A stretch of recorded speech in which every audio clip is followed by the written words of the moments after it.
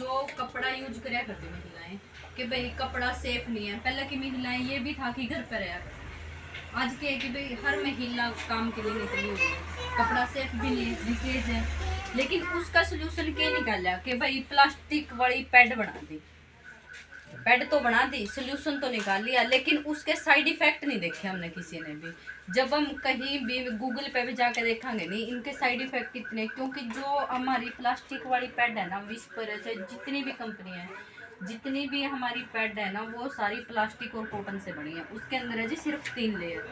पहली लेयर है प्लास्टिक, दूसरी लेयर है कॉटन, तीसरी लेयर है प्लास्टिक। तो उसका क्या साइड इफेक्ट आए कि भाई जितना भी ब्लड निकले यूट्रस से वो सारा का सारा गर्म ब्लड था।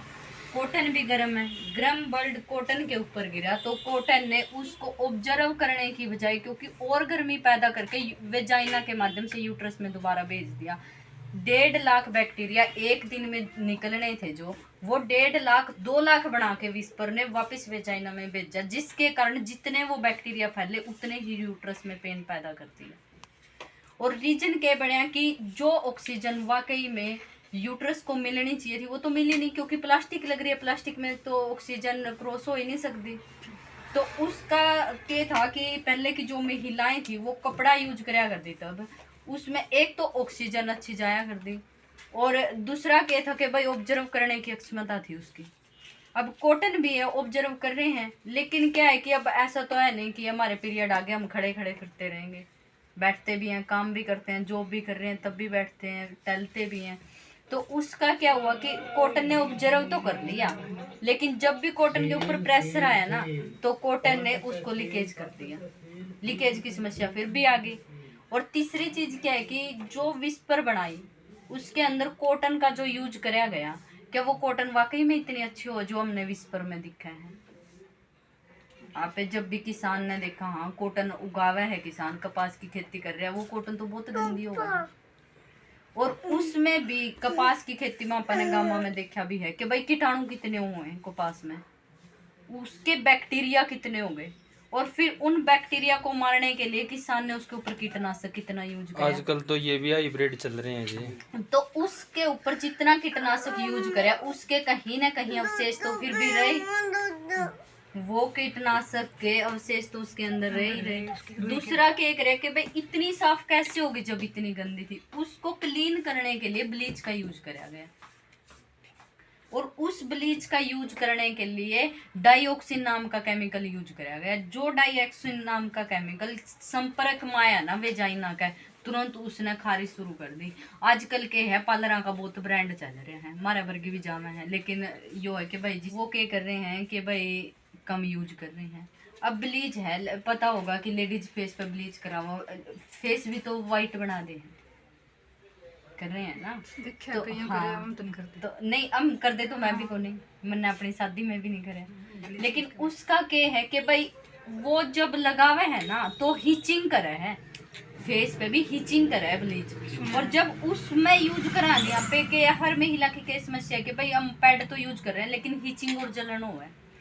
हीचिंग क्यों हो रही है? क्योंकि ब्लीच है। और जलन क्यों हो रही है? अब गिल्ली सोक्स डाल लो जी 1 घंटा पाँव के अंदर, उसको तो हम लगातार 5 दिन यूज कर रहे हैं। गिल्ली सोक्स डाल लो या गिल्ला कुछ भी कपड़ा डाल लो हम शरीर पे, कितनी खारिश होने लग जाएगी थोड़ी सी देर में, रेडनेस आ जाए ना शरीर पे। तो यही कारण है कि भाई वो गिल्ली बहुत ज्यादा रहे, क्योंकि कॉटन की तो ऑब्जर्व करने की क्षमता है ही को नहीं, तो वो गिल्ली रहने के कारण ही इतनी समस्याएं बढ़ रही है। और दूसरा क्या है कि भाई उसके अंदर इतने केमिकल यूज हो गए। और तीसरी क्या है कि भाई पॉलीथीन हो गया। पहली बात तो वो आपे ने नुकसान देने लग रहा है, दूसरी बात क्या है कि भाई आपा ने बाहर फेंक दिया, 10 बंदे तो आते जाते गाड़ी देवे कि भाई पड़े हैं, यूं है, मानसिकता इतनी बेकार हो गई। तीसरा क्या है कि भाई वो अपने पर्यावरण ने दूषित कर रहे, खेता मान लिया आपने गोबर के अंदर डाला तो खाद बेकार, खाद गया खेतों में, खेती बेकार, हमारी पृथ्वी भी बेकार, हमारा पर्यावरण भी बेकार। और यो क्या है जी, यो अपने जो है बायोडिग्रेडेबल पैड, जो सिर्फ और सिर्फ अपना उससे बना है, बढ़िया ये बना है जी टिश्यू पेपर का, इसके अंदर सिर्फ टिश्यू पेपर का यूज कराया गया है, ये देखो। और ये इतना अच्छा तरीके से रैप कराया गया है कि भाई कहीं भी जॉब पे जा रहे तो हम आसानी से सेफली से डाल के ले जा सकते हैं पर्स में।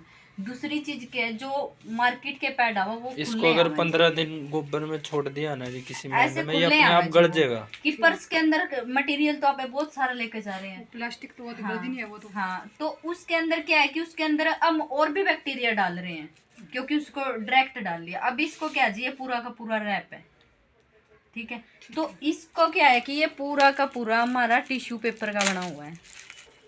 उनको भी इकट्ठे बुला लेने दे, तो इसके ऊपर डेमो ही करके दिखा देते हैं। ये देखो, ये पूरा का पूरा जी टिश्यू पेपर का बना है अपना, ये देखो जी। हाँ, देखने से ना ना हाँ, लग रहा तो और प्लास्टिक हो इसके अंदर कोई भी खुशबू नहीं है जी। ये देखो, आ रही है जी कोई किसी प्रकार की खुशबू, तो तीखी सी आ- और उनके अंदर कितनी अच्छी खुशबू आ रही है। उसका रीजन क्या है जी, अच्छी उसके अंदर आर्टिफिशियल परफ्यूम डाले गए ताकि जो ब्लड की बदबू हो ना उसको रोका जा सके। ऐसे ही होगा। हाँ, उसके अंदर परफ्यूम डाले गए। तो इसमें क्या है जी, इसके अंदर है जी अपने 8 लेयर का बना है। पहली लेयर है इसकी टिश्यू पेपर की, और दूसरी लेयर है ये वेजाइना ग्रीन जो चिप दिख रही है, ये है जी एनायन चिप अपनी। ये भी टिश्यू पेपर की बनी है। इसके ऊपर स्ट्रोडफिराइड का लेप करा गया है जी। जो वेजाइना के संपर्क में आते ही, जब भी ये गिल्ली होगी और वेजाइना के संपर्क में जाएगी, तो ये क्या करेगी कि पेट दर्द, कमर दर्द, हर प्रकार के दर्द खत्म कर देगी। और अगर इसको हम नॉर्मल गिल्ला करके, पानी के साथ गिल्ला करके लगा लें, मतलब कि किसी को भी ल्यूकोरिया की समस्या है या फिर यूट्रस को बाहर आने की समस्या है, तो वो समस्याएं खत्म हो जाएगी जी। या किसी को भी रिसोड़ी की समस्या, तो इसको कंटिन्यू 2 या 3 महीने यूज कर ले। या ल्यूकोरिया की समस्या, वो लेडीज तो सिर्फ है ना जी, पुराने टाइम में अपनी जो दादी नानी होए 15-20 करती नहीं दिन थी, periods वो में use कपड़ा करें इस्तेमाल और करे आगे करती, पीछे use लेकिन वो करें। कपड़ा भी उस टाइम क्वालिटी का होए बाद में करता है। एक मिनट। तो इसका क्या होया कि ये चिप भी हमारे इतने काम की है। और इसके नीचे है जी, ये देखो, ये जो छिद्र दिख रहे हैं ये आर पार छिद्र है। हवा।